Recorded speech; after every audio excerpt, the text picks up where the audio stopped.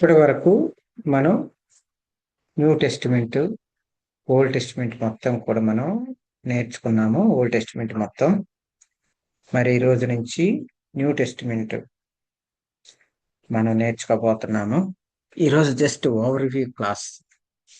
మరి new testament లో ఎన్ని బుక్స్ ఉన్నాయి, ఏ లాంగ్వేజ్ లో రాశారు, ఎవరెవరు రాశారు, ఏ ఉద్దేశంతో రాశారు అనేటువంటి విషయాలని ఈరోజు మనము ఓవర్ వ్యూగా చూద్దాము.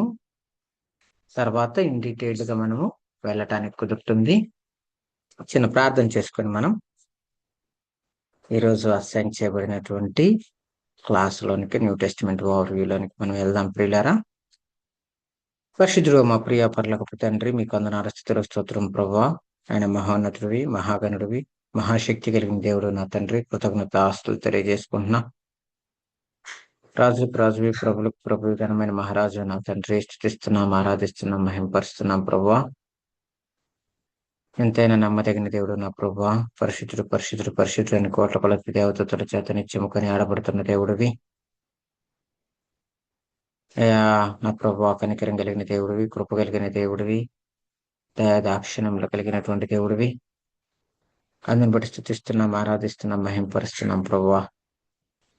మరి ఈ సమయంలో నా ప్రభువా, మరి నాయన దిందాసునైనా జ్ఞాపకం చేసుకోండి. మరి ఏ మాటలు మాకు అవసరం నా ప్రభువా. పరిశుద్ధ ఆత్మదేవుని సహాయంతో నా ప్రభా మేము మాట్లాడలాగున, గ్రహించలాగున మా మనోనేత్రాలను వెలిగింపచేయమని మిమ్మల్ని వేడుకుంటున్నాం. మీరు కృప చూపమని మిమ్మల్ని ప్రాధాయపడుతున్నాం.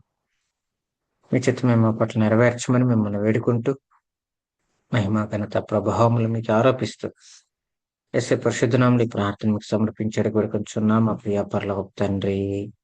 ఆమేన్. ఓకే ప్రియులారా,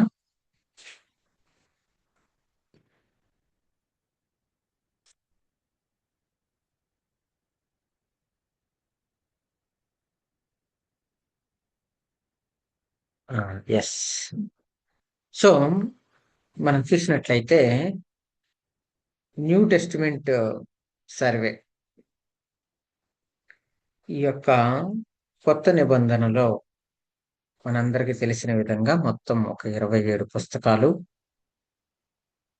27 గ్రంథాలు అని చెప్పొచ్చు. ఒక పుస్తకం. మరి ఈ యొక్క 27 పుస్తకాలను కూడా గ్రీక్ భాషలో రాయటం జరిగింది ప్రియులారా. పాత నిబంధనలో 1-2 అరామిక్ భాషలో రాసినప్పటికీ క్రొత్త నిబంధనలో అన్ని పుస్తకాలు కూడా గ్రీక్ భాషలో రాయటం జరిగింది. యేసుక్రీస్తు ప్రభువారి జననం సమయంలో అరామిక్ భాష కూడా వాడుకలో ఉంది. ఎక్కడైతే అరామిక్ భాష ఎక్కువగా వాడుకలో ఉందో ఓల్డ్ టెస్టిమెంట్ లో మనం చూస్తే ఎజ్రాలో కొన్ని పుస్తకాలు కానీ అలా అక్కడ కొన్ని అలా రాయటం జరిగింది. కానీ న్యూ టెస్టిమెంట్ లో వాడుకలో అరామిక్ భాష ఉన్నప్పటికీ ఎక్కువగా ప్రాచుర్యంలో ఉన్నది గ్రీక్ భాష. అప్పటికే ద గ్రేట్ అలెగ్జాండర్ గ్రీక్ మరి పరిపాలించి వెళ్ళిపోయి రోమా సామ్రాజ్యం రావటం జరిగింది. అప్పటికి ఎక్కువగా గ్రీక్ లోనే ప్రాచుర్యంలో ఉంది. ప్రభు అరామిక్, గ్రీక్, హెబ్రూ మాట్లాడినట్లుగా మనం చూస్తాం. చారిత్రకంగా పుస్తకాలు మాత్రం గ్రీక్ లో రాయటం జరిగింది. ఇది ఇంచుమించు టైం పీరియడ్ వచ్చేసరికి AD 45 నుంచి 95, అనగా యేసుక్రీస్తు ప్రభువారు పుట్టి మనందరి కొరకు చనిపోయి సమాధి చేయబడి తిరిగి లేచి ఆరోహణమై వెళ్ళిపోయిన తరువాత అది ఇంచుమించు 35 సంవత్సరాలు, 40 సంవత్సరాలు అని అనుకుంటే, 30 సంవత్సరాలు అనుకుంటే, లోపు అనుకుంటే, దాని తర్వాత శిష్యులు మరి 45 నుంచి 95 లాస్ట్ మరి రెవల్యూషన్, అది ఇంచుమించు ఈ పీరియడ్ లో రాయటం జరిగిందనమాట. కాబట్టి బైబిల్ మొత్తము కూడా క్రీస్తుకు పూర్వం యోబు కానివ్వండి, మోషే కానివ్వండి, క్రీస్తుకు పూర్వం 1500 సంవత్సరాలు వ్యక్తులు ఆ సమయంలో ఆది కాండము రాయటం జరిగింది. ఇక ముగించటం ప్రకటన గ్రంథం ఇంచుమించు 95వ సంవత్సరంలో ముగించటం జరిగింది. కాబట్టి బైబిల్ మొత్తము కూడా కంప్లీట్ చేయబడింది ఇంచుమించు 1600 సంవత్సరాల కాల వ్యవధి. క్రీస్తు పూర్వం 1500 సంవత్సరాల నుంచి క్రీస్తు శకం 100 సంవత్సరాలు, అనగా 1600 కాల వ్యవధిలో బైబిల్ మొత్తము కూడా కంప్లీట్ చేయటం జరిగింది. నిజంగా బైబిల్ యొక్క ఆ విధానాన్ని మనం చూస్తే సృష్టి ఆరంభము నుంచి, అదేవిధంగా సృష్టి ఆరంభముకి ముందు దేవుని యొక్క రాజ్యము అనగా పరలోకము గురించి, ప్రభువు యొక్క ఉనికి గురించి, మానవుని యొక్క ఉనికి గురించి, చరిత్ర గురించి, రాజుల గురించి, మనిషి యొక్క జననం ఎందుకు, బ్రతుకెందుకు, మరణం ఏం జరుగుతుంది, తర్వాత ఏం జరుగుతుంది, అనేకమైనటువంటి విషయాలు ఇవన్నీ కూడా చిన్న పుస్తక రూపంలో క్రోడీకరించటము అనేది ఇది ఒక పెద్ద ఇట్స్ ఎ వండర్ అన్నమాట. ఎందుకు అంటే మనం కొన్ని చూస్తే పోయిట్రీ రాసేటువంటి వాళ్ళు, రచయితలు రాసేటువంటి వాళ్ళు, ఏదైనా ఒక కథ రాసేటువంటి వాళ్ళు చూస్తే కొన్ని కథలకే ఎంతో పెద్ద బుక్ రాసేస్తారు, పెద్ద బుక్ కదా. ఇది కొంత దానికే. కానీ ఈ బైబిల్ అనేటువంటి ఈ పుస్తకం అనేటువంటిది అనేక పుస్తకాల సమ్మేళనం కదా. ఇది ఒక గ్రంథం అన్నమాట. కాబట్టి ఈ గ్రంథం మరి మానవుని గురించి, సృష్టి గురించి, జంతుచరాల గురించి, పరలోకం గురించి, దేవదూతల గురించి, భూలోకంలో రాజ్యాల గురించి, చరిత్రల గురించి, వీటన్నిటినీ కూడా ఒక చిన్న పుస్తకంలో రాయటం అనేది ఇది మానవుని యొక్క జ్ఞానముతో రాసినట్లయితే ఇది పెద్దదయ్యేది. కానీ ఎంత మనకు అవసరమో అంతే ప్రభువు మనం మోయగలిగినంత, చేయగలిగినంత, చూసుకోగలిగినంత, అర్థం చేసుకోగలిగినంత స్థాయిలో మరి రాయటం అనేది కూడా చాలా ఇది రాసేటువంటి వాళ్ళకి దీని యొక్క విలువ తెలిసింది. మనకి దీని గురించి అసలు మనం ఎప్పుడు కూడా ఆలోచించి ఉండం, ఇది ఇంతే ఉంది ఏంటి అనేది. కానీ మరి నిజంగా అంత సంక్లిష్టంగా చేస్తూ, అలాగని కావలసిన ఇన్ఫర్మేషన్ మొత్తాన్ని పాస్ చేస్తూ దాన్ని కుదించి రాయటం అనేటువంటిది ఇట్స్ ఎ వండర్ అన్నమాట. ఓకేనా. సో ఈ యొక్క అందులో మనం చూస్తే Jesus Christ and the salvation of humanity main theme ఏంటి ఈ యొక్క న్యూ టెస్టిమెంట్ లో అని మనం చూసినట్లయితే యేసుక్రీస్తు ప్రభువారే. కాబట్టి యేసుక్రీస్తు ప్రభువారి గురించి, అదే విధంగా సాల్వేషన్ ఆఫ్ హ్యుమానిటీ మానవుని యొక్క రక్షణ గురించి ఈ యొక్క న్యూ టెస్టిమెంట్ లో మనం చూస్తూ ఉంటాం. ముఖ్యంగా మనం చూసినట్లయితే చాలా మంది అంటా ఉంటారు, ఈవెన్ నేను ప్రభువులోకి వచ్చిన తర్వాత మా నాన్నగారు కూడా యేసుక్రీస్తు ప్రభు వారు 2000 సంవత్సరాల వ్యక్తే కదా అనేటువంటి మాటను మనం మాట్లాడుతూ ఉంటారు చాలా మంది. క్రిస్టియానిటీ అనేది 2000 సంవత్సరాల నుంచే ఉంది కదా, అంతకన్నా ముందేం లేదు కదా, మా ఎప్పటి నుంచో ఉన్నాయి అని చెప్పేటువంటి వాళ్ళు కూడా ఉన్నారన్నమాట. అయితే యేసుక్రీస్తు ప్రభువారు మానవ రూపంలో రావడం జరిగింది 2000 సంవత్సరాల క్రితం.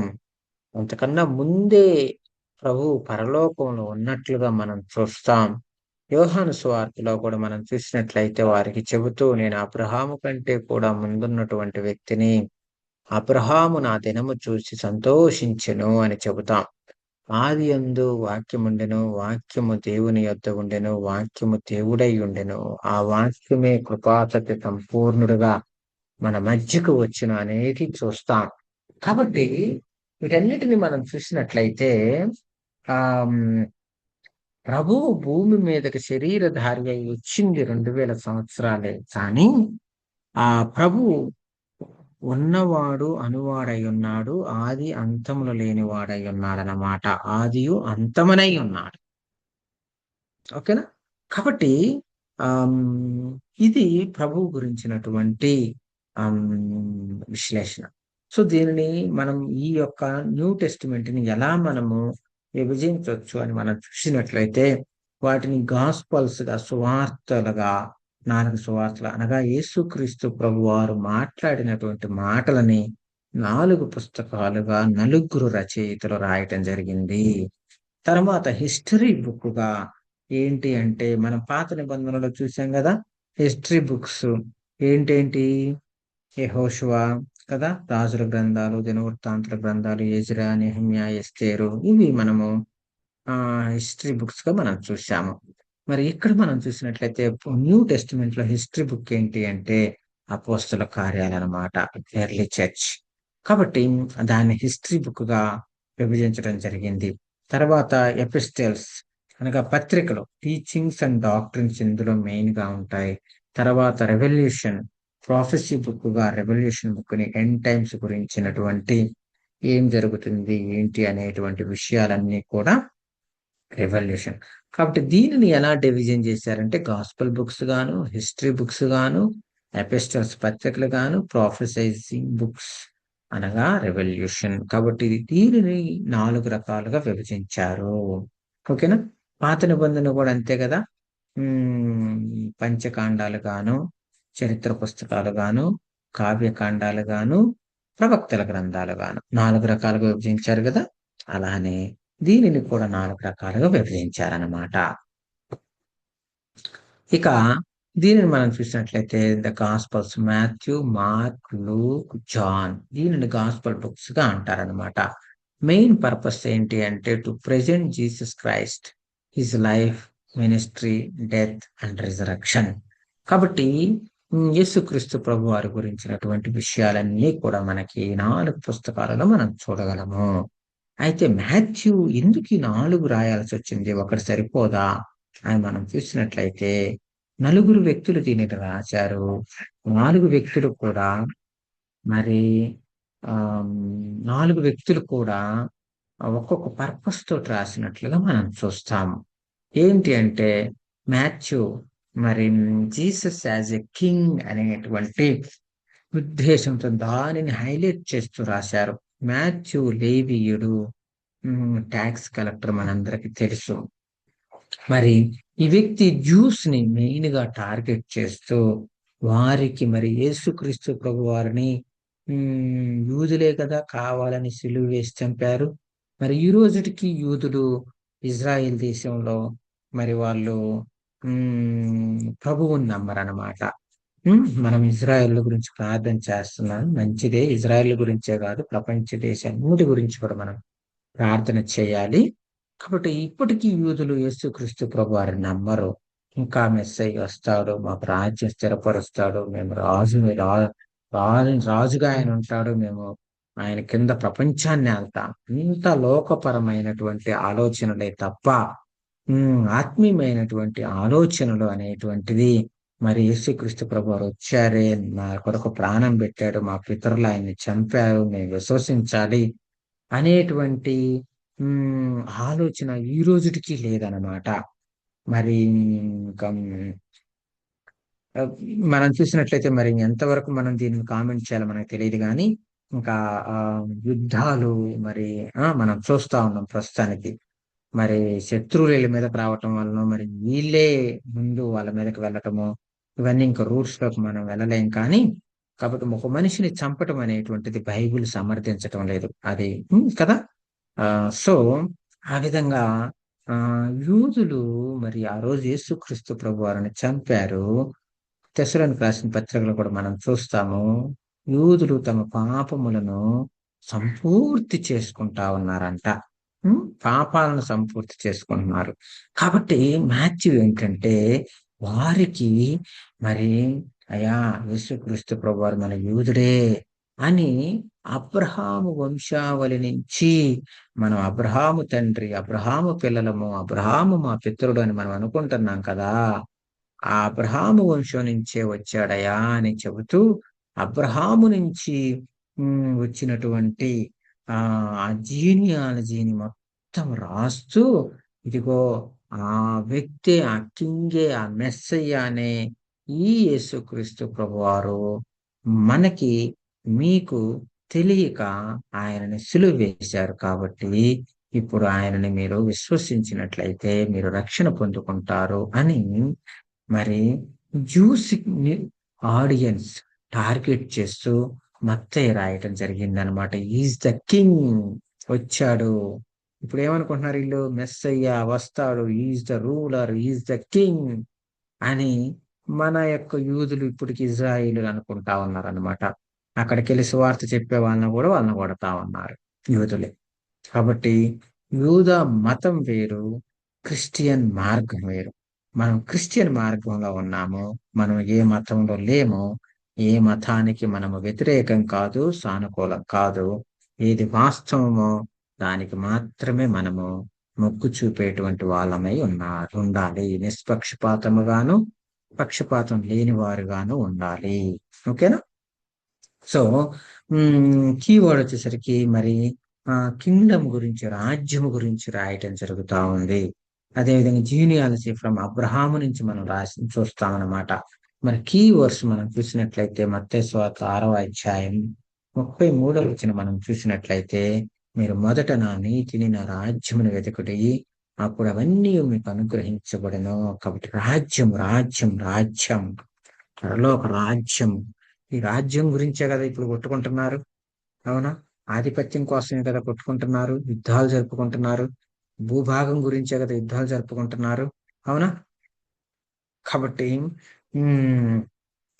ఆ రాజ్యం వచ్చింది. ఈ రాజ్యము భూలోక సంబంధమైన రాజ్యం అనేటువంటిది ఎక్కువ రోజులు ఉండేటువంటిది కాదు, శాశ్వతమైనటువంటిది కాదు. అశాశ్వతమైనటువంటి రాజ్యము, ఆ రాజ్యం కొరకు మీరు వెతకాలి అని వారికి కటాఖండిగా చెప్పటం అనేటువంటిది మనం చూస్తాము మాథ్యూ గాస్పల్లో. అలానే మరి మార్క్‌లో మనం చూసినట్లయితే జీసస్ యాస్ సర్వెంట్. మరి ఈయన రోమియన్స్‌కి, రోమన్స్‌కి ముఖ్యముగా మరి రాసినట్లుగా మనం చూస్తామన్నమాట. ఇందులో మనుష్య కుమారుడు జీసస్ యాస్ సర్వెంట్, సేవకునిగా మరి చూపిస్తా ఉంటాడు మార్క్. మనకు తెలుసు ఈ మార్కు మరి బర్నబా యొక్క సమీప బంధువుడు. మరి ఫస్ట్ జర్నీలో సగంలో వెళ్ళి పనుంది అని వెనక్కొచ్చినటువంటి వ్యక్తి మార్కు. రెండో జర్నీలో ఈ మార్కుని తీసుకొని వెళ్ళటానికి మరి పౌలు అంగీకరించడు. బర్నబా ఏమో అట్లా కాదు, మనం ఎంకరేజ్ చేసి తీసుకువెళ్ళాలి, ఇలా వదిలేస్తే ఎలా అని బర్నబా అంటాడు. వాళ్ళిద్దరికి పెద్ద వాగ్వాదం జరిగిద్ది. కాబట్టి పౌలు శీలను వెంట పెట్టుకుని వెళ్తాడు, మార్కుని వెంట పెట్టుకొని బర్నబా వెళ్తాడు, మనకు తెలుసు. ఆ తర్వాత మార్కుని బర్నబా బలపరుస్తాడు, పేతురుకి అటాచ్ చేస్తాడు, పేతురుతో కలుస్తాడు బాగా. పేతురు చెప్పిన విషయాలన్నిటినీ జ్ఞాపకం పెట్టుకొని పరిశుద్ధాత్మ ప్రేరణ ద్వారా మార్కు సువార్త రాయటం జరుగుతుంది. అది రాసింది ఆ మార్క్ అన్నమాట, చిన్నవాడు అని మనం చూస్తాం కొన్నిసార్లు. తర్వాత మనం వెళ్ళే కొద్దీ మనకి ఆ డీటెయిల్స్ లోకి వెళ్దాం. ఇక ఆ యొక్క ఆ ఈ మార్కు ఏంటి అంటే జీసస్ ఎస్ సర్వెంట్, ఆయన సేవకుడు అనేటువంటిది అన్నట్లుగా ప్రజెంట్ చేస్తూ రోమా ప్రభుత్వానికి రాయటం జరుగుతుందన్నమాట.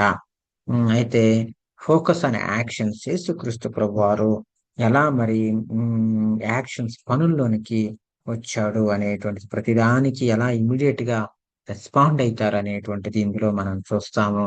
ముఖ్యంగా మనం చూసినట్లయితే కీవర్డ్స్ మనం చూసినట్లయితే మార్కు సువార్త 10వ అధ్యాయం 44వ వచనము, మన మనుష్య కుమారుణ్ణి పరిచారము చేయించుకొనుటకు రాలేదు గాని అనేకులకు పరిచారము చేయుటకును, అనేకులకు క్రయధనముగా తనను తాను సమర్పించుకొనుటకు వచ్చును అనేటువంటి మాటను మనం చూస్తాం. కాబట్టి ప్రభుత్వ అధికారులారా, మీరు పరిచారము చేయటానికే ఉన్నారు కానీ పరిచారము చేయించుకోవడానికి కాదు. ఒక మినిస్టర్ అనేటువంటి పదానికి అర్థాన్ని చక్కగా వివరించినట్లుగా మనం చూస్తాం యేసుక్రీస్తు ప్రభువారి జీవితాన్ని తీసుకొని మార్క్. ఓకేనా? కాబట్టి సేవకుడు అంటే మినిస్టర్, ఈరోజు అనుకుంటున్నటువంటి హోమ్ మినిస్టర్స్ కానివ్వండి, ప్రైమ్ మినిస్టర్స్ కానివ్వండి, ఎనీ మినిస్టర్ వాళ్ళు సేవ చేయటానికి ఉన్నటువంటి వాళ్ళు కాబట్టి. కానీ ఇక్కడ జరుగుతున్నట్టుగా అంతా కూడా ఆపోజిట్ లో జరుగుతుంది. ఓకేనా? అది భౌతికమైనటువంటి వాటికి, ఆత్మీయమైనటువంటి వాటికి ఉన్నటువంటి తేడా అన్నమాట. ఇక లూక్ ఏంటి అంటే జీసస్ సన్ ఆఫ్ మ్యాన్, మనుష్య కుమారుడుగా అనేటువంటి విషయాన్ని ఇక్కడ లూకా ప్రస్తావించడం జరిగింది. మెయిన్ గా ఇది ఏంటి అంటే జెంటైల్స్ కి రాసినట్లుగా మనం చూస్తాం. లూకా సువార్త మనం న్యూ టెస్టిమెంట్ లో చూసాం కదా. మనం ప్రభు పక్షపాతులేడు చాలా మంది అనుకుంటా ఉంటారు. ఇజ్రాయెల్ ని సెలెక్ట్ చేసుకున్నాడు, ఇజ్రాయెల్ కి బోధించాడు ఓల్డ్ టెస్టిమెంట్ లో. న్యూ టెస్టిమెంట్ లో కూడా ఇజ్రాయేలీ 12 మంది ఇజ్రాయేలీని ఎన్నుకున్నాడు అనేటువంటిది మనం చూస్తాం. లేదు, పాత నిబంధనలో కూడా మనము చూసినట్లయితే మనం చూసాం. మూడు పుస్తకాలను చూసాం కదా. ఏదో మీల చరిత్ర, ఓబద్యా, యోనా, ఇంకొకటి నహూము. ఈ 3 కదా అన్యులకి రాసినట్లుగా మనం చూస్తాం కదా.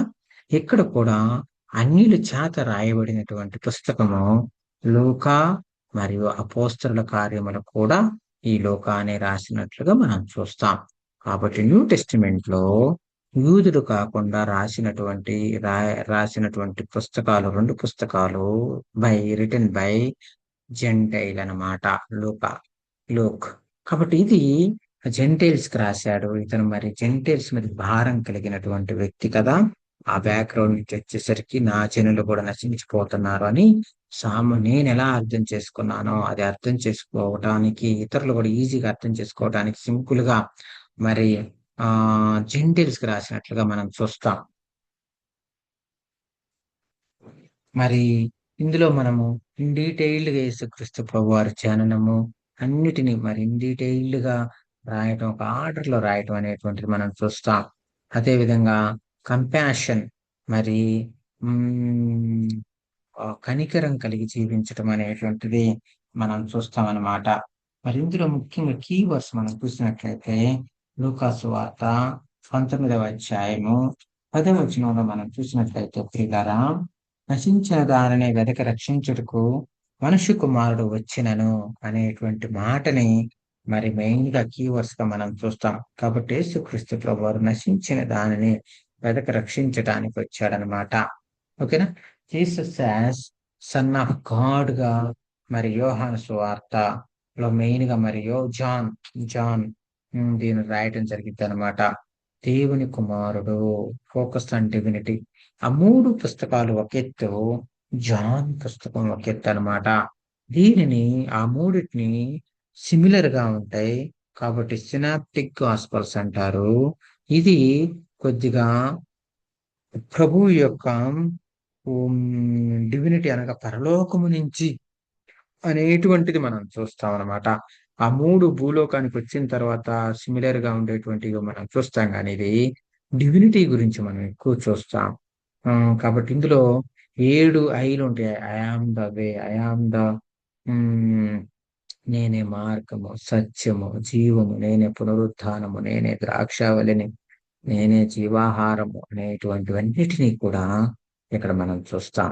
ఇందులో మనం కీవర్డ్స్ గా మనం చూసినట్లయితే యోహాను సువార్త 20వ అధ్యాయము 31వ వచనం మనం చూసినట్లయితే, యేసు దేవుని కుమారుడైన క్రీస్తు అని మీరు నమ్మునట్లు. ఏంటి? దేవుని కుమారుడైన క్రీస్తు, మెస్సయ్య, యేసే రక్షకుడు, యేసే రక్షకుడు కదా. యేసే క్రీస్తు, యేసే ప్రభు, అభిషక్తుడు అనేటువంటిది హైలైట్ చేస్తూ చెప్పినట్లుగా మనం చూస్తాం ప్రియులారా. దీంట్లో ముఖ్యంగా ఇక యాక్ట్స్ ఆఫ్ ది అపోస్టల్స్, దీన్ని హిస్టరీ బుక్ గా మనం చూస్తాం. కాబట్టి హిస్టరీ బుక్ ఏంటి? యాక్ట్స్ ఆఫ్ ది అపోస్టల్స్, అపోస్తలుల కార్యములు. Growth of the early church through the Holy Spirit. కాబట్టి ఇందులో మెయిన్ గా మనం చూసేది ఏంటి అంటే మరి అప్పుడే కొత్తగా చర్చ్ స్టార్ట్ అవుతుంది. యేసుక్రీస్తు ప్రభువారు వెళ్ళిన తర్వాత మరి వారికి చెబుతాడు, మీరు ఈ పట్టణంలోనే ఉండండి, పరిశుద్ధాత్మను పొందుకునే వరకు ఇక్కడ మీరు వదిలిపెట్టవద్దు అని. కాబట్టి ఆ పెంతెకోస్తు అనేటువంటి దినాన వాళ్ళందరూ కూడా పరిశుద్ధాత్మ దేవుని నింపుదల అనేటువంటిది జరుగుతుంది. తర్వాత ఆ పరిశుద్ధాత్మ దేవుని యొక్క శక్తితోటి పేతురు గారు బోధించినప్పుడు అనేక మంది మరి యేసుక్రీస్తు ప్రభు వారిని విశ్వసించడం ఇంచుమించు 3,000 మంది మరి బాప్తిసం తీసుకోవటం, మేము చేసిన తప్పే అని గ్రహించటము జరిగిందనమాట. ఓకేనా. యూదులందరూ నమ్మలేదని కాదు, నమ్మారు. మరి శిష్యులు నమ్మారు కదా. 3,000 మంది నమ్మారు కదా. తర్వాత 5,000 మంది నమ్మారు కదా. ఇంచుమించు ఎక్కువ మంది యూదులేనన్నమాట నమ్మిన వారిలో. నమ్మని వాళ్ళు బోల్డ్ మంది ఉన్నారు. ఓకేనా. కాబట్టి ఇట్ డిపెండ్స్. అట్లానే సేమ్ టైం జెంటైల్స్ లో కూడా మనం చూడాల్సిన థీరీ ఎలా అంటే, యూదులు ఇజ్రాయేలు అనంగులను మనం ఏదో వాళ్ళు మనోళ్ళు అనే థీరీ కాదు మనం చూడాల్సింది. జెంటైల్స్ లో కూడా ఏంటి, దేవుని నమ్మిన వాళ్ళు ఉన్నారు, దేవుని నమ్మని వాళ్ళు ఉన్నారు. యూదుల్లో కూడా అంతే, దేవుని నమ్మిన వాళ్ళు ఉన్నారు, దేవుని నమ్మని వాళ్ళు ఉన్నారు. ముస్లిమ్స్ లో కూడా అంతే, దేవుని నమ్మిన వాళ్ళు ఉన్నారు, దేవుని నమ్మని వాళ్ళు ఉన్నారు. సో ఈ విధంగా మనం కేటగరైజ్ చేసుకోవాలి. వెంటనే ఒక గ్రూప్ ఆఫ్ పీపుల్ తీసుకోగానే, oh Muslims, oh they are opposite to us, Hindus they are opposite to us, యూదులు oh they are very familiar to us. No no, ఇట్లాంటి ఆలోచన మనం పెట్టుకోకూడదు అనమాట. ఓకేనా. సో తర్వాత పాల్స్ మిషనరీ జర్నీ. ఇదేంటి అంటే మరి ఇందులో మనం చూసినట్లయితే మరి పౌలుని ప్రభు సెలెక్ట్ చేసుకోవటము, మరి తర్వాత నేను ఏం చేయాలి ప్రభు అని పౌలు అడగటము, మరి ఆయన చేయాల్సిన కార్యక్రమాలన్నీ ప్రభు చెప్పటము అననీయకి. తర్వాత అనేకమైనటువంటి గొప్పగా పౌలు వాడబడటము అనేటువంటిది మనం చూస్తాము. మరి గాస్పల్ స్ప్రెడ్ అనేది కూడా మరి హింసలోనే బాగా జరిగినట్లుగా మనం చూస్తాం. ఆ 8వ అధ్యాయంలో మరి గొప్ప హింస కలిగినందున వాళ్ళందరూ కూడా యూదియ సమరయ ప్రాంతాలకు చెదిరిపోయినట్లుగా, చుట్టూ ఉన్నటువంటి ప్రాంతాలకి చెదిరిపోయినట్లుగా మనం చూస్తాము. చెదిరిపోయినటువంటి వారు ఊరికినే ఏదో బ్రతుకు జీవుడా అని బ్రతకటానికి వెళ్ళలేదు. వాళ్ళు సువార్తని వ్యాపింపచేస్తూ సువార్తను చెబుతూ వెళ్ళారనమాట. This is one type of God's plan అనమాట. ఓకేనా. అందరూ ఒక దగ్గరే ఉండి ఈటింగ్ ఆఫ్టర్ మీటింగ్, మీటింగ్ తర్వాత ఈటింగ్ అనేది లేకుండా వాళ్ళందరినీ డిస్టర్బ్ చేసేసాడు. సో గాస్పల్ అనేటువంటిది బాగా స్ప్రెడ్ అయిపోయింది. ఓకేనా. సో ఇందులో మనం చూసినట్లయితే యాక్ట్స్ 1వ అధ్యాయం 8వ వచనం అనేటువంటిది మరి యెరూషలేము పరిశుద్ధాత్మ మీ మీదకి వచ్చినప్పుడు మీరు శక్తి నొందుతారు కనుక మీరు యెరూషలేములోను యూదయ సమరయ దేశంలోనంతటను భూదిగంతముల వరకు మీరు నాకు సాక్షులై ఉంటారని వారికి చెప్పటం అనేటువంటిది మరి ఇది మెయిన్ కీ వర్స్గా. కాబట్టి మనందరం కూడా దేవునికి మరి సాక్షులమై, ప్రభువుకి సాక్షులమై, అనేక మందికి సాక్షులమై మనం జీవించాలన్నమాట. ఓకేనా. పౌలు రాసినటువంటి ఎపిస్టల్స్, పౌలిన్ ఎపిస్టల్స్ అంటారనమాట. 13 బుక్స్ అన్నమాట. ఇందులో మరి ముఖ్యంగా డాక్ట్రినల్ లెటర్స్, వీటిల్లో మెయిన్ డాక్ట్రిన్స్ ఉంటాయి అన్నమాట. రోమా పత్రిక, 1 కొరింథీ, 2 కొరింథియన్స్, గలేషియన్స్ అన్నమాట. గలతీయులకు రాసినటువంటి పత్రిక. వీటిల్లో మరి డాక్టర్ రిలేటెడ్ రోమన్స్ లో చూస్తే సాల్వేషన్ అనేటువంటి రక్షణ గురించి ఎక్కువగా మనం చూస్తాం అన్నమాట. మరి సృష్టి కార్యక్రమం గురించి, అదే విధంగా రక్షణ గురించి, మరి ఎలా మరి కృపచేతనే మనం రక్షించబడుతున్నాము అనేటువంటిది మరి విశ్వాసము గురించి, మరి పరిచర్య గురించి, మరి ఏ విధంగా మన యొక్క శరీరాలని ప్రభువుకు సమర్పించుకోవాలి, సజీవయాగంగా సమర్పించుకునే విషయం గురించి, మరి సువార్త ప్రకటించే పాదములు ఎంతో సుందరమైనవి అనేటువంటిది, సువార్త ప్రకటించకపోతే ఎవడు వింటాడు అనేటువంటిది, పంపించకపోతే ఎలా వెళ్తాడు అనేటువంటిది, ఇవన్నీ కూడా మనము రోమా పత్రికలో మనం చూస్తాం అన్నమాట. 1 కొరింథీ 2 కొరింథీ పత్రికలో కూడా మనం చూసినట్లయితే ఆ చర్చ్ ప్రాబ్లమ్స్, మరి దాన్ని ఎలా సార్ట్అవుట్ చేసుకోవాలి, క్రీస్తే మూలరాతి అయి ఉండగా మరి మనము వేరు వేరు పేర్లతోటి వారికి ఎక్కువగా ఆపాదిస్తూ ఈ దైవజనుడు ఆ దైవజనుడు, నేను అల్ల పార్టీ ఈల పార్టీ అనేటువంటిది కాకుండా చూసుకోవాలి అని మనందరినీ వృద్ధి కలగ చేసినది ప్రభువేనని వీళ్ళందరూ కూడా ఒక they are doing their part అని కదా. వాళ్ళ పాత్రలో ఒకరు నీళ్లు పోస్తారు, ఒకరు నారేస్తారు, ఒకరు చుట్టూ కంచె కడతారు. కానీ వృద్ధి కలగ చేసింది ఎవరంట?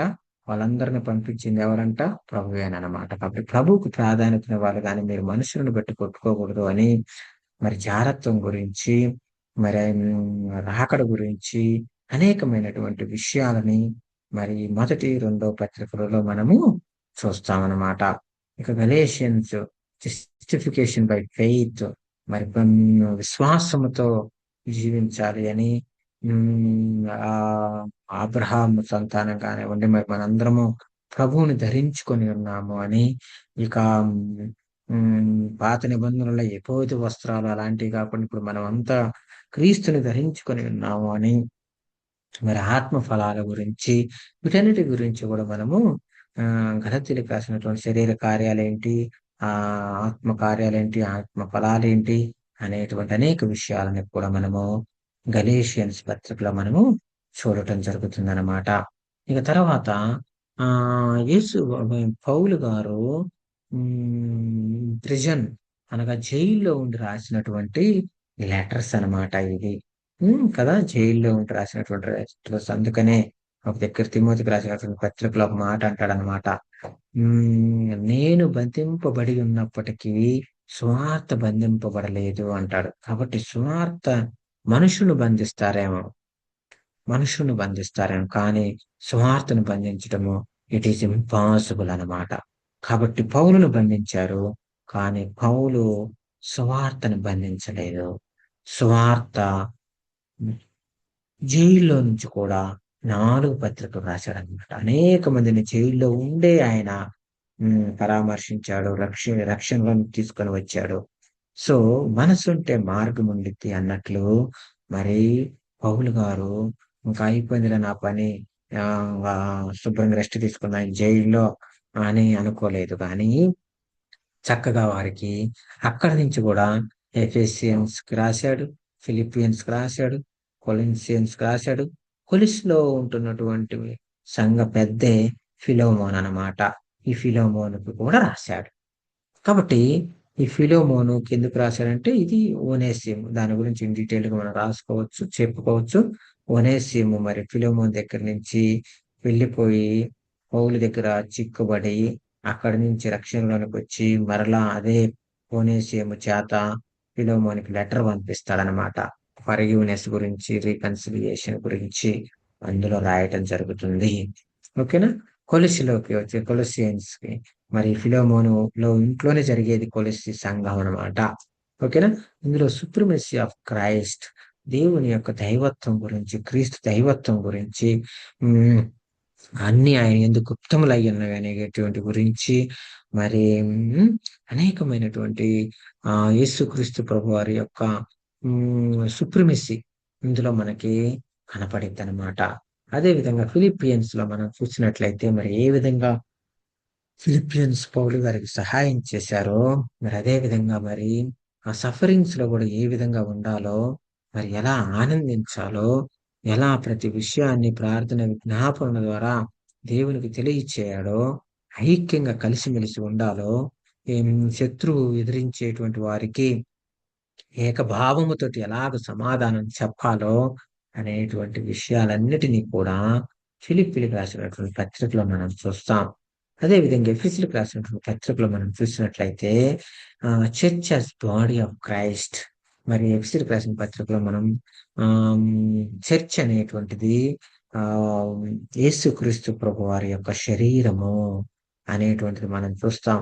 మరి జగత్తు పునాది వేయబడక ముందే మనల్ని క్రీస్తు చేత దేవుడు ఏర్పరచుకున్నాడు అని, అపరాధముల చేతను, పాపముల చేతను చచ్చిన మనల్ని ప్రభు రక్షించుకున్నాడు అని, ఆ ప్రభు యొక్క శరీరమే మనందరము అని మరి ఈ యొక్క ఎఫెసీయులకు రాసినటువంటి పత్రికలో మనము చూడటం జరుగుతుందన్నమాట. కాబట్టి శిరస్సు ఆయన అనగా ఆదేశాలు జారీ చేయటం జరుగుతుంది. బాడీ మనము ఆదేశాలను మనం అవలంబించాలి. అది church of Christ, church of body అంటే. ఓకేనా. అట్లా అని మనకి ఈ లెటర్స్ పౌలు గారు జైల్లో ఉండి రాయటం జరుగుతుందన్నమాట. ఇక పాస్టరల్ ఎపిస్టల్స్, మరి పాస్టర్ ఏ విధంగా ఉండాలి అనేటువంటిది మరి తిమోతికి రాసినటువంటి తిమోతి, టైటసీలు పాస్టర్స్ కాబట్టి వీళ్ళకి పెద్దలు పాస్టర్ సుమర్ తిమోతి ఎఫ్ఎస్సి సంఘానికి ఆమ్, ఇదిగా ఉంటాడనమాట. ఉమ్, కాబట్టి ఇది ఎలా ఉండాలి, చర్చ్ లీడర్షిప్ ఏంటి, ఫెయిత్ఫుల్నెస్ ఇన్ మినిస్ట్రీ ఎలా ఉండాలి, ఆర్డర్ ఇన్ చర్చ్ ఎలా ఆర్డర్ లో ఉండాలి, మరి ఎల్డర్స్ ని నియమించేటప్పుడు ఎలా నియమించాలి, వాళ్ళకు ఉండాల్సినటువంటి క్వాలిటీస్ ఏంటి అనేటువంటి విషయాలన్నిటినీ కూడా ఈ పుస్తకాలలో మనము చూడటం జరుగుతుంది అన్నమాట. ఏ విధంగా ఫెయిత్ఫుల్ గా మనం మినిస్ట్రీ చేయాలి, ఉమ్, ఎలా వాగ్వాదాలకి పనికిరానటువంటి మాటలకి వివాదాలకి దూరంగా ఉండాలి అనేటువంటి విషయాలన్నీ కూడా, పునర్జన్మ సంబంధమైనటువంటి బాప్తిస్మం గురించి, ఉమ్, మరి ఇవన్నీ కూడా మనం ఈ పుస్తకాలలో మనము చూడగలము. ఇక ఎర్లీ లెటర్స్ ని మనం చూసినట్లయితే ఫస్ట్ ఆ సంఘం ఏర్పడిన తర్వాత రాసినటువంటి లెటర్స్ గా మనం వీటిని చూస్తాము. మరి తెస్సలోనిక పత్రికల్ని, మొదటి తెస్సలోనికి, రెండవ తెస్సలోనికి రాసినటువంటి పత్రిక, ఈ ముఖ్యంగా మరి యేసుక్రీస్తు ప్రభు వారి సెకండ్ కమింగ్ గురించి మనం చూస్తామన్నమాట. ఇందులో ఎక్కువగా రాయబడటమైనటువంటిది మనం చూస్తాం. ఏ విధంగా మరి ఆ రోమా సామ్రాజ్యంలోని మాసిదోనియా ప్రాంతానికి ఈ తెస్సలోనిక అనేటువంటిది ముఖ్య పట్టణం అన్నమాట. మరి పౌలు ఫిలిప్పిని విడిచిపెట్టిన తర్వాత అక్కడికి వెళ్ళి అక్కడ ఏ విధంగా వ్యతిరేకమైనటువంటి పరిస్థితులు ఏర్పడినాయి, మరి ఆ మనం ఈ రెండో రాకడలో ఎలా ఉండాలి, ఎప్పుడు వస్తుంది అనేటువంటి అనేక ప్రశ్నలకి, వాళ్ళకి తలెత్తిన ప్రశ్నలకి మరి పౌలు గారు ఇక్కడ చెప్పడం జరుగుతుంది అన్నమాట. ఓకేనా. వాళ్ళకి హెచ్చరించడం జరుగుతా ఉంది. ఆ మొదటి తెస్సలోనికి, రెండో తెస్సలోనిక. మరి ఏ విధంగా మనం ప్రభువును స్తుతించాలి, ప్రశంసించాలి, ప్రభు రాకడ గురించి, క్రైస్తవులంగా ఉంటున్నటువంటి మనం ఏ విధంగా ఉండాలి అనేటువంటిది విషయాలన్నీ కూడా మనం ఇందులో చూడటం జరుగుతా ఉందన్నమాట.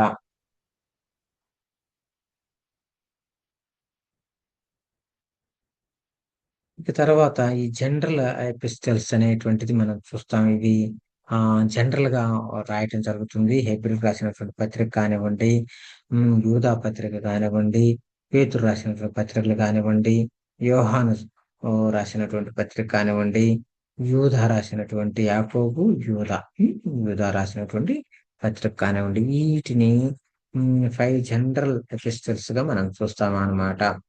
ఓకేనా. 1, 2, 3, 4, 5 అట్లా. ఓకేనా. 8 బుక్స్ అన్నమాట. కాబట్టి ఇందులో మనం హెబ్రీయులకు రాసిన పత్రికలో మనం చూస్తే క్రైస్ట్ ఈజ్ సుపీరియర్ అనేటువంటిది, ఆయన ప్రధాన యాజకుడు అనేటువంటి విషయాలన్నిటిని మనం ఇందులో చూస్తాం అన్నమాట.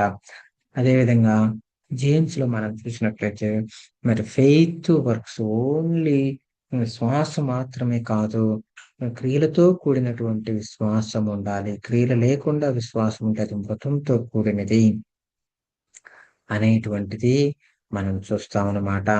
మరి ప్రభువుని మనం విశ్వసించడం మాత్రమే కాదు, దెయ్యాలు కూడా విశ్వసించి నమ్ముతున్నాయి, వణుకుతున్నాయి. మనము క్రియలు కూడా చేయాలి. మరి అబ్రహాము అనుకుంటే ఆయన కూడా క్రియలు చేశాడు అనేటువంటి విషయాలను మనము జేమ్స్ లో చూస్తాం, 150 పత్రికలో. మరి పేతురు రాసినటువంటి పత్రికలో మనం చూస్తే సఫరింగ్స్ అండ్ హోప్స్. మరి నిజంగా సఫరింగ్స్ క్రైస్తవులకు మాత్రమే వస్తున్నాయా అంటే, క్రైస్తవులకు మాత్రమే అని కాదు, క్రైస్తవులకు వస్తాయి. క్రైస్తవుడు అయినందుకు హింస అనుభవించాలి, తప్పదు. కానీ అలాగని మనకే అనుకోబాకండి, లోకంలో ఉన్న వారికి కూడా వస్తున్నాయి. వాళ్ళకి సంభవించినయే మనకి సంభవిస్తున్నాయి. ఫర్ ఎగ్జాంపుల్, మనం కొన్నిసార్లు మనం ఇదైపోతా ఉంటాం కదా, నా క్రైస్తవులు అయినందుకే వచ్చినాయి. వస్తే కాదనటం లేదు, కానీ కొన్ని జనరల్ గా వచ్చేటువంటి వాటిని కూడా మనము దాని ప్రభువుకి ఆపాదిస్తా ఉంటాం. ఇప్పుడు ఫర్ ఎగ్జాంపుల్, గ్యాస్ ప్రాబ్లం వచ్చింది. గ్యాస్ ప్రాబ్లం మనకేనా వచ్చింది, మన ఇండియాలో ఉన్న వాళ్ళందరికి వచ్చిందా? షేర్ మార్కెట్ పడిపోయింది, మనకేనా పడిపోయింది, అందరికి పడిపోయిందా? కదా. ఏమన్నా రేట్లు తగ్గుతున్నాయి, మనకేనా తగ్గుతుంది, అందరికి తగ్గుతున్నాయా? రేట్లు పెరుగుతున్నాయి, మనకేనా పెరుగుతుంది, అందరికి పెరుగుతున్నాయా? ఇవన్నీ కామన్ ప్రాబ్లమ్స్ అన్నమాట. అందుకని పేతురు రాసిన పత్రికలో ఆయన వివరిస్తాడు, లోకమందున్నటువంటి నీ సహోదరులకు ఏ విధమైనటువంటి శ్రమలు వచ్చినాయో అవే మీకు సంభవిస్తున్నాయే తప్ప ఇంక దానికి మించి ఎక్కువ సంభవిస్తున్నాయని మీరు ఎక్కువగా ఆలోచించబాకండిలయ్యా అంటాడనమాట. ఓకేనా కదా! మనకిప్పుడు ఏదైనా సమస్య మనం చూడండి. ఏదైనా ఇప్పుడు కరోనా మనకేనా అందరికీ సమస్యలు ఆ సమయంలో అందరం పడ్డాం సమస్యలు. అందులో మనం ఒకరం. కదా! కాబట్టి సమస్యలనేటువంటివి, సఫరింగ్స్ అనేటువంటివి కాబట్టి మనమేంటంటే ఓపిక కలిగి ఉండాలి. వాళ్ళకొక దిశానిర్దేశం లేదు. వాళ్ళెందుకు శ్రమలు పడుతున్నారో తెలీదు. మనకు తెలుసు. ఎందుకు శ్రమలొచ్చినాయో తెలుసు. ఎందుకు యుద్ధాలొస్తున్నాయో తెలుసు. ఎందుకు కరోనా వచ్చిందో తెలుసు. ఎలా ఉండాలో తెలుసు. ఏం చేయాలో తెలుసు. తర్వాత మన గమ్యం ఏమైతుందో తెలుసు. కదా! వాళ్ళకి దిక్సూచి తెలీదు. వాళ్ళకేంటి అనేది తెలీదు. కానీ మనకి తెలుసు. ఎందుకొచ్చిందో తెలుసు. ఏం చేయాలో తెలుసు. ఎలా నిలబడాలో తెలుసు. కదా! మనం ఒక స్టెప్ ముందే ఉంటున్నాం. కాబట్టి మనము ఒక స్టెప్ ముందే ఉండాల్సిన మనము ఒక స్టెప్ వెనక్కెళ్ళి అదైపోతుంది, ఇదైపోతుంది, అట్టయింది, ఇట్టయింది. ఇంక నేను ఇందుకే ఇట్టయ్యాను.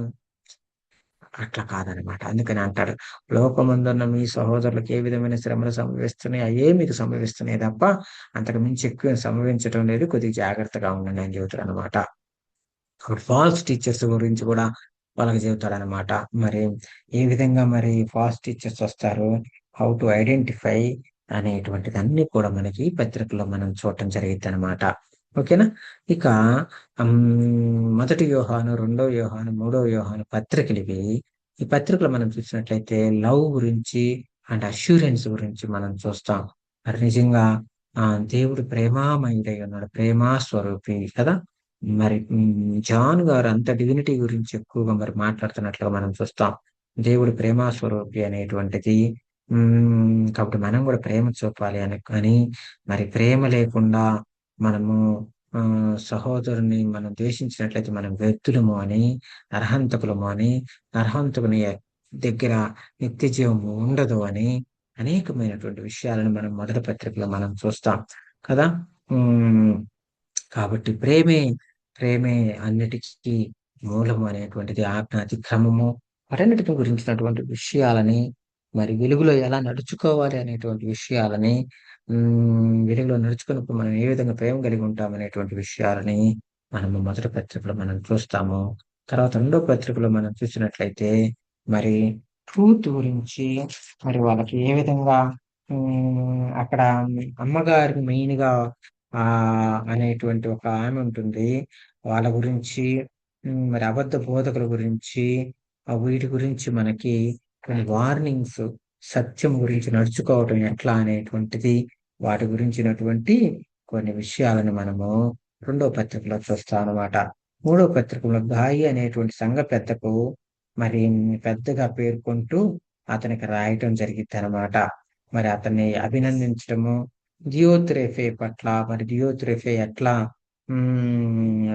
అపోజిట్‌గా ఉన్నాడు అనేటువంటి విషయాలని, మరి దెమేత్రి పట్ల ప్రశంస, వీటిని గురించిన హాస్పిటాలిటీ మరి గాయి ఏ విధంగా హాస్పిటాలిటీ ఇస్తున్నాడో అనేటువంటి విషయాలను మరి మనం నేర్చుకోవాలి. హాస్పిటాలిటీ అనేటువంటిది కూడా ఆతిథ్యం ఇయ్యటం అనేటువంటిది మర్చిపోకూడదు అని, మరి అది ఒక పెద్ద it's a gift and blessing అనమాట. హాస్పిటాలిటీ అనేటువంటిది మనం మూడో పత్రికలో మనం చూస్తాం.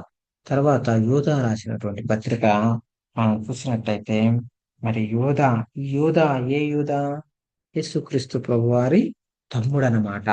హ్మ్. కాబట్టి ఫస్ట్ వీళ్ళు నమ్మలేదు కదా! వాళ్ళు నమ్మలేదు. ఎళ్ళు నీ వాళ్ళ దగ్గర నువ్వు చూయించుకో. ఇక్కడికెందుకొచ్చావని అవహేళన చేసినటువంటి వాళ్ళున్నారు. కానీ ఎప్పుడైతే యేసుక్రీస్తు ప్రభువారు శిలువ మరణం పొందారో, తర్వాత వీరు మరి ఆ యొక్క పెంతెకోస్తు ఆ టైంలో కూడా మరి వాళ్ళందరితో కలిసి మేడగదిలో కలిసి కూడా వాళ్ళు ప్రార్థన చేసినట్లుగా, వారితో కలిసి ఉన్నట్లుగా, అప్పుడు నమ్మినట్లుగా మనం చూస్తాం. కాబట్టి ఈ యొక్క యోధ చాలా చక్కగా విశ్వాసులమని చెప్పుకునే అబద్ధ బోధకుల గురించి హెచ్చరిస్తూ ఉంటాడనమాట. కాబట్టి మరి పరిశుద్ధులకు ఒక్కసారి అప్పగించబడినటువంటి బోధ నిమిత్తం పోరాడాలి అని చెబుతా ఉంటాడనమాట. ఇంకోటి అబద్ధ బోధకుల నడవడి, బోధ మరియు శిక్షణ, విశ్వాసాన్ని కాపాడుకోవాలనేటువంటి బోధ చేయటం ఇతన్ని మనం చూస్తాం. కాబట్టి 2 రకాలుగా 2 పడవల మీద కాళ్ళు మీరు వేయకూడదు. మరి అగ్నిలో నుండి లాగి రక్షించినట్టు కొంతమందినైనా మనం రక్షించాలి. అనేటువంటి విషయాలని మనం ఇక్కడ పొందుపరచడం అనేటువంటిది మనం చూస్తాం అన్నమాట. మరి బిలాములాగా అబద్ధ బోధక విషయాల్లో వీటన్నిటి గురించి హెచ్చరిస్తూ ఇందులో చెప్పడం జరిగిద్దనమాట. ఓకేనా? ఇక మనం చూసినట్లయితే రెవల్యూషన్. ఈ రెవల్యూషన్ మరి యోహాను గారిని మరి పద్మాసు ద్వీపంలో వేస్తారు. దానికంటే ముందు యోహాను గారిని రోమా ప్రభుత్వము సలసల సలసల కాగేటువంటి నీళ్ళ ఆ యొక్క నూనెలో వేయాలి అని అంతా కాగిచ్చి ప్రపంచమంతా చూస్తుండేటట్లు ఆ యొక్క రాజ్యం అంతా చూస్తుండేటట్లు ఆయన్ని అందులో వేయటము మరి అందరూ బెత్తరపోయే విధంగా మరి ఆయన ప్రభు దేవుడు అతనిని రక్షించటము ఇక ఇతన్ని మనం ఏమి చేయలేకపోతున్నాము అని పద్మాసు ద్వీపంలో ఒంటరితనంగా ఉండేటట్లు ఆయన అక్కడ వేయటము అక్కడ మరి ఆ ప్రత్యక్షత పొందుకొని ప్రకటన గ్రంథం రాయటం అనేటువంటిది మనం చూస్తాం. ఈ ప్రకటన గ్రంథంలో మనం అనుకుంటాము అన్ని జరగబోయేయి అని. ఇందులో భూత వర్తమాన భవిష్యత్ కాలానికి సంబంధించినటువంటి 3 విషయాలకి సంబంధించినటువంటి విషయాలను మనం చూస్తాం. ప్రతిదీ భవిష్యత్తే అని చదివితే పొరపాటు పడతామన్నమాట. కాబట్టి 3 సంగతులను గురించి భూత భవిష్యత్ వర్తమాన కాలములలో ఉండువాడు చెప్పునదేమనగా అనేటువంటి మాటను మనం చూస్తాము. కాబట్టి ఆ 7 సంఘాలకి అక్కడ ఉంటున్నటువంటి ప్లస్లు మైనస్లు వాటి గురించి రాయటం జరిగిద్ది. మరి ట్రిబులేషన్ గురించి జరిగిద్ది. మరి సెకండ్ కమింగ్ గురించి, ఫైనల్ జడ్జిమెంట్ గురించి, కొత్త ఆకాశం కొత్త భూమి గురించి వీటన్నిటి గురించి కూడా మనము ఈ యొక్క ప్రకటన గ్రంథంలో చూడటం మనం జరిగిద్దనమాట. అది ఇందులో కీవర్డ్స్ గా మనం చూసినట్లయితే ఇదిగో ఆయన మేఘారూఢుడై వచ్చుచున్నాడు, ప్రతి నేత్రము ఆయనను చూచును, ఆయన పొడిచిన వారును చూచెదరు, భూజనులందరూ ఆయనను చూచి రొమ్ము కొట్టుకుందరు. అవును ఆమేన్ అనేటువంటి మాటని మనం ఇక్కడ చూస్తాం అనమాట కీవర్డ్స్ గా. కాబట్టి ఇవి మనకి ఓవరాల్ గా కొత్త నిబంధన గ్రంథంలో పుస్తక విభజన, ఒక్కొక్క పుస్తకంలో ఉంటున్నటువంటి మెయిన్ హెడ్లైన్స్ అన్నమాట. వీటిని మనము మైండ్ లో పెట్టుకొని మనం గన పుస్తకాలను మనం చదివినట్లయితే మనకి చాలా ఇన్ డీటెయిల్డ్ గా మనకి అర్థమైద్ది అనమాట. ఓకేనా? ఇంకొక పుస్తకం గురించి కూడా మనకి ఎక్స్ప్లెనేషన్ అనేటువంటిది ఫర్దర్ క్లాసెస్ లో మనం ఇన్ డీటెయిల్డ్ గా మనము చూద్దాము. తద్వారా మనము ఒక్కొక్క దాన్ని ఎలా ఒకదానికి కంపేర్ చేసుకుంటూ చదవాలి అనేటువంటి విషయాలన్నీ కూడా మనము ఎలా అర్థం చేసుకోవాలనేది ఇన్ డీటెయిల్ గా కూడా మనకు అర్థమైద్ది అనమాట. ఓకేనా? ఎవరికన్నా ఏమైనా డౌట్స్ ఉన్నాయా? లేని పక్షంలో ఎవరైనా ఒక ప్రార్థన చేస్తే మనం ముగించుకుందాం ప్రియులారా.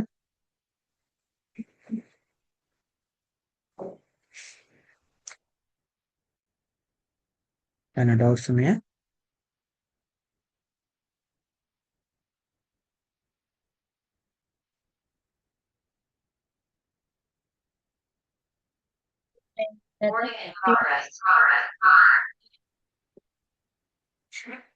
ఓకేనమ్మా.